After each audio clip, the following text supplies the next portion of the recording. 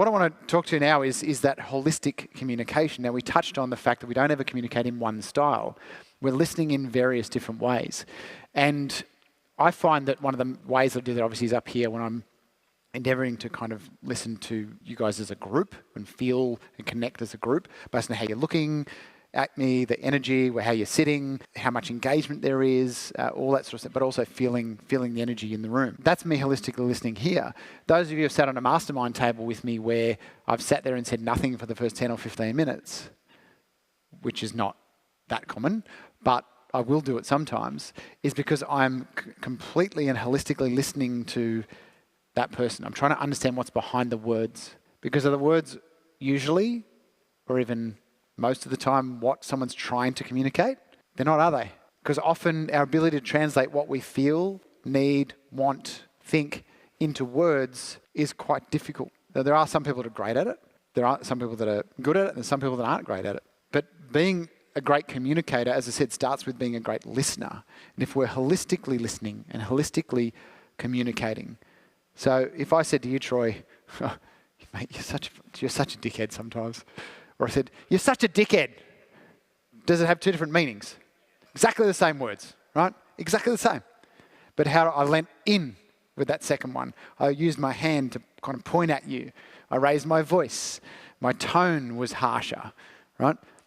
That's the communication piece. So, and we talked with what Matt mentioned before with Eric. I was talking about that whole energy piece with your team as well. So if you're communicating with your team and you're like, yeah, hey guys, we've got to, be really urgent because it's super important that we get this stuff done.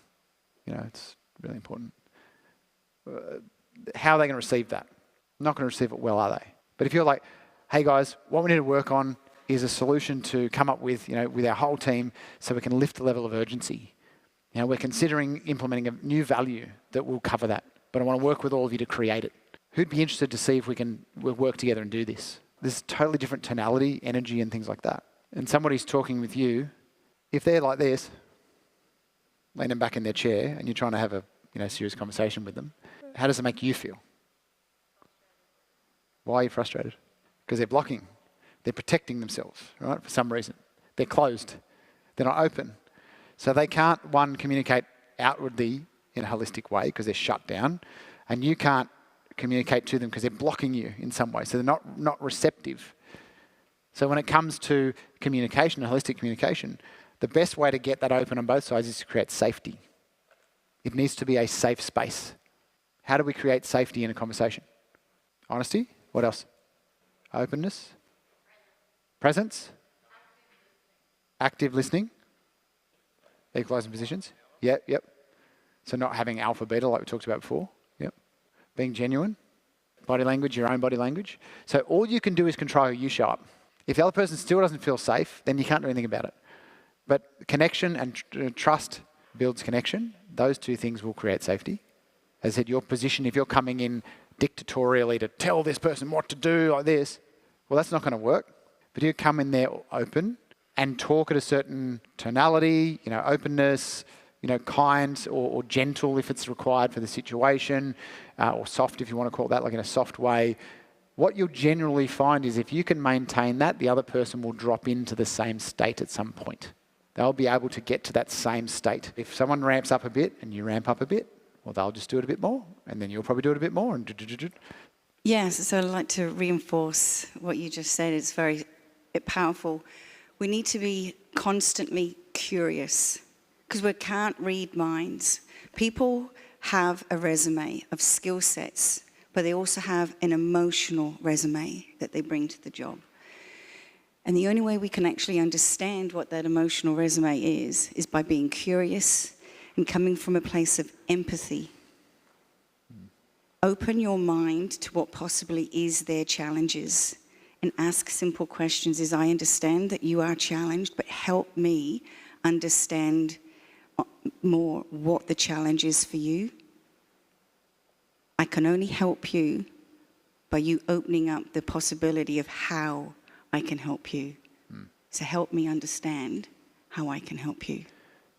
Absolutely. Thanks, Amanda. Appreciate it. The other thing too is assumptions, right?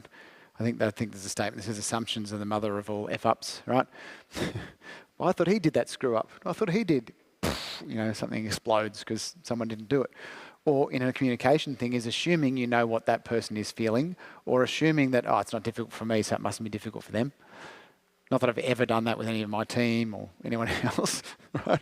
Is made an assumption that someone can do something and they don't actually know what I thought they knew because I assumed they did. Like when you hire someone and you give them about 15 minutes of training, you go, all right, off you go. And there's this whole gap of knowledge that you think they know. So we need to ask and we need to keep communicating. We could do everything right.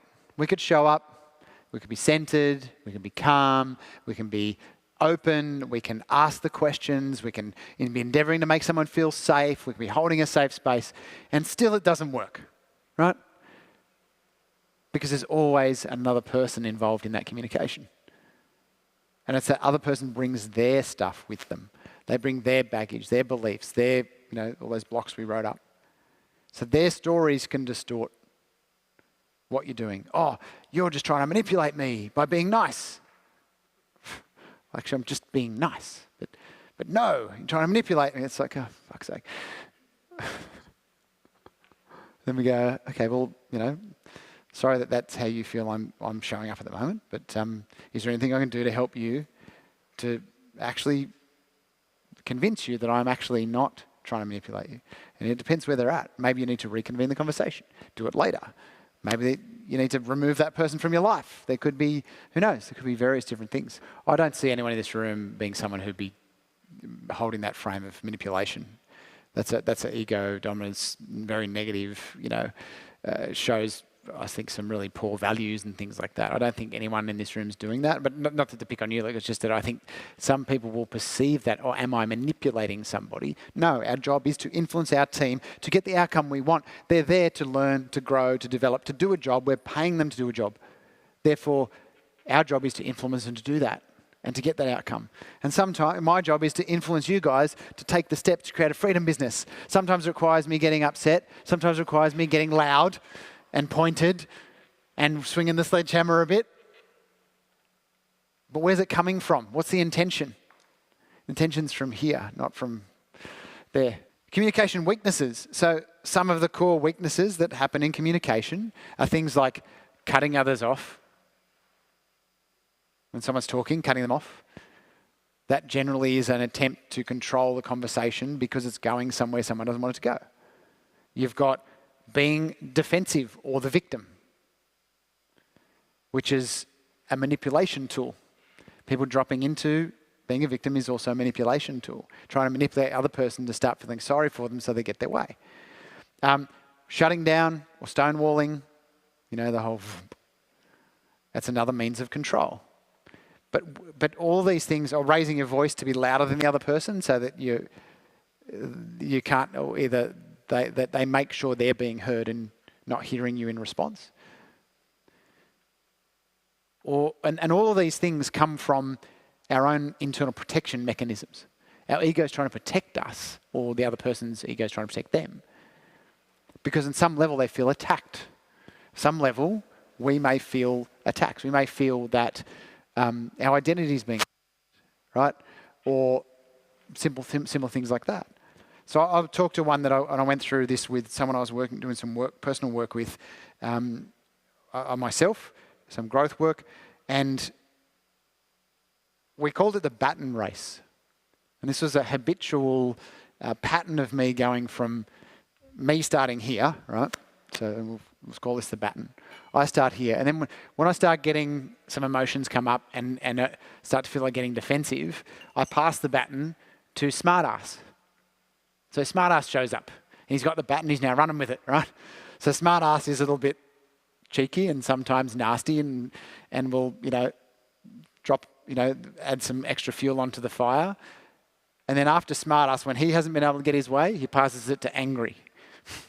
And then angry is just off and running. Generally speaking, smartass can actually get to the point where it passes it back. But once it's got to angry, it doesn't come back again. Angry's gone, right? And it takes a while for angry to calm the fuck down to get back and around smartass back to normal again, right? And that's something that I identified. I didn't realise when I was younger, because I was was always very small for my age and stuff. I think I was still probably that tall at 16, like my 14-year-old's this big. I was probably this tall at 16. You know, I was always little, I was always scrawny. You know, I was very quiet, very shy. And, you know, I was bullied at school, those things. So the way I got back at people is not because I couldn't do anything physically, is I'd use my brain and I'd use it in a way that was a smart ass. So I figured out how to say comments to people that didn't understand it. And maybe an hour later they've gone, hang on, and realised what I've done, right? Because then they can't punch me, you know, or push me over or something, because I was using intellect to get back rather than fists or something. Okay, so I learnt that we picked it up, I learnt it in childhood. I also learnt it as a way to communicate and to try and get, you know, one up on my siblings as well, because they had their strengths and so did I. My one was being able to be kind of cheeky and smart ass to hold my ground and keep me safe versus, you know, a lot of my siblings and parents and stuff would use, you know, I think my dad primarily went to shutdown, Stonewall. My mum went to vocal, you know, loud, wanting to be heard. One of my brothers would just go. He just wouldn't be there. Just gone, absent completely. My other brother would get really quite loud and all that sort of stuff. And my sister was so young, she just was like, didn't know what was going on. Like she was just sort of a passenger. A couple of key things. Written communication doesn't have tone that you set. It's the tone of the reader. If that reader's pissed off that day and you've just sent a succinct, you know, straightforward email, they might take it as a blunt, attacking email because they're pissed off at some other person that just upset them, and they just then read your email. So people are going to apply that to email. And also, it's only one form. You can't understand people's tone or you know, the vibe or sense their energy when it's just a written piece. It's very narrow. So be very cautious when you do that. The second thing is, do not use written communication as a substitute of actually talking to somebody. If on any level you know that picking up the phone or doing a Voxer voice message thing or something is better, do that, right? Generally, if it's conflict situations or stuff, you'd be better off speaking to the person. But if you know that there could be a potential for someone to take something the wrong way or whatever, ideally, it needs to have some level that the person can understand and feel what you're saying, not apply their tone to what you've just written. All right? So be very, very cautious with that. Then got visual communication. Again, if someone says something and they've got a smirk on their face or they're snarling at you, yeah, I really care about you, you know, something like that. Clearly they're not their facial expression is not matching, or their body language. You know, I understand what you're saying, I completely agree. Okay, do they? Or they're just saying that to pacify you because they're all shut down. So remember, the visual element is part of it, is how people are sitting, standing, are they leaning in, are they leaning out, have they got their arms folded? You know, but also any one of those doesn't mean that someone's doing that. Someone might have their arms folded, and I've found this in times when I need to because I've got a sore back. So folding my arms is just because I've got a sore back. Nothing other than that. But if people look at my facial expressions, my other energy, how my tone is, they can tell that this is not a block. This is not something that I'm closing off. There's always multiple things that will indicate what somebody's actual state is.